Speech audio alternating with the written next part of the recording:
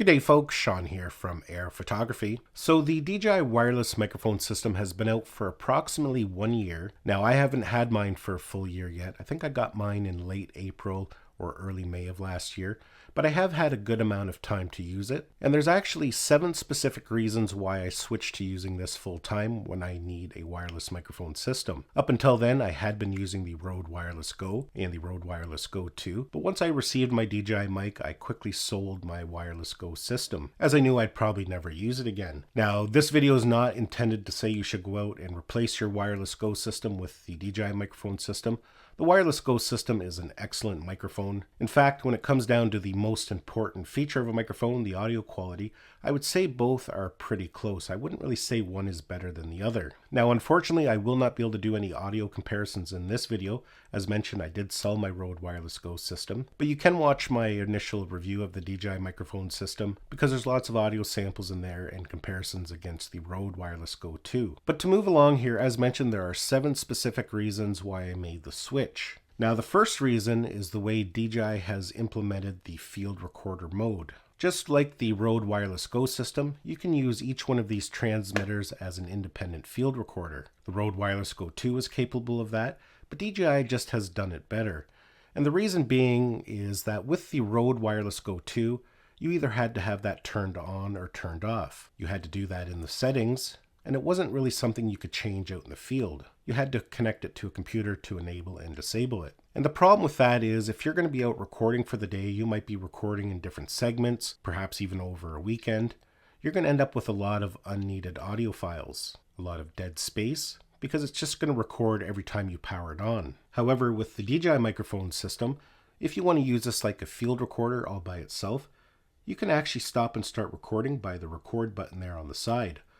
When it's time to record audio, you can just press it, and it's going to start recording. When you're done, press it again, and you're done. So the files it creates are going to be minimal, and you know exactly what you have on there. On top of that, you can even use the receiver, kind of like a remote. You can stop and start recording by pressing a button on there as well. So definitely a very convenient feature. Now, the second reason I decided to switch is again how this is utilized as a field recorder. When you record audio files, they're stored in the internal memory on the transmitter, but more importantly, they're stored in a readable file that's ready to go.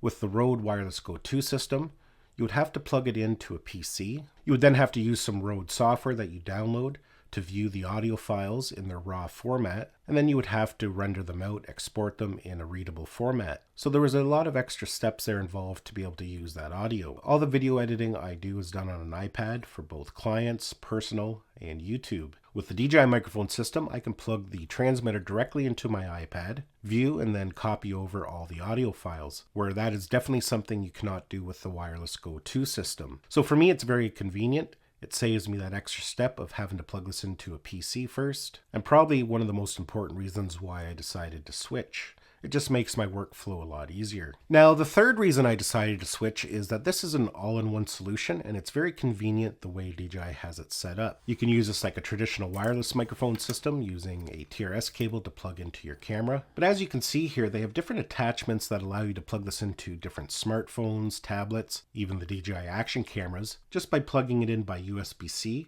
or by lightning. All the components needed are nicely stored right in the case, so you don't have to worry about forgetting something or losing it. You can plug it in directly and it just works. Now, of course, you can do that with the Rode Wireless Go 2, but it does require you to purchase a specific cable. But with the Rode, it's not quite as convenient because you have to figure out a way to mount the receiver. With the way DJI has done it, you just plug it in and the receiver is ready to go. So DJI did a really good job with the way they've engineered it. It's really convenient and it works well. Now, the fourth reason that's very important to me as well is that I can connect this directly to the DJI RC Pro if I need to record audio because I'm recording a YouTube tutorial or something of that nature. This just plugs directly into the bottom of the RC Pro or even the DJI RC, and I now have a nice wireless microphone system to capture audio or commentary. Now, that's not going to be important to everybody, but for me, running a YouTube channel, making a lot of tutorials, that's very important. Unfortunately, with the Rode Wireless Go, I was never able to get it to work with the DJI RC Pro. I tried different configurations and USB-C cables, but I was never able to get it to work. So again, another very important deciding factor for me. Now, another important reason why I decided to switch is just the battery management and the way you charge everything up. As you can see, the whole system is stored within this battery case. So as soon as you put a transmitter in or the receiver, it's going to automatically start recharging them.